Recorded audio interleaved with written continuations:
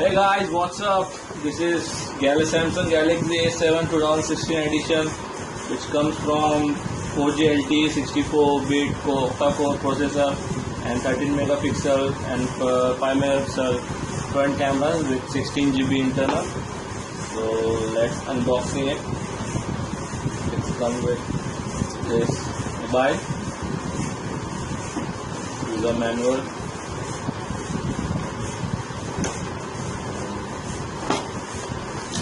Come with cable,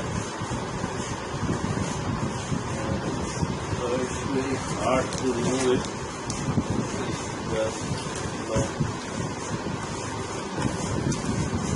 This is a charger, and it's let's on it.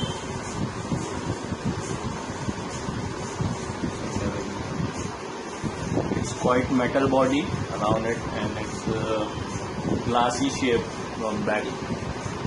It's available in 3 colors: blue, blue, silver, and white.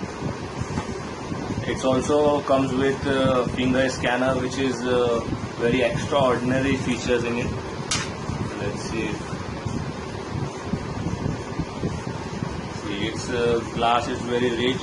There lots of styles, and icons are very different, so curly and special.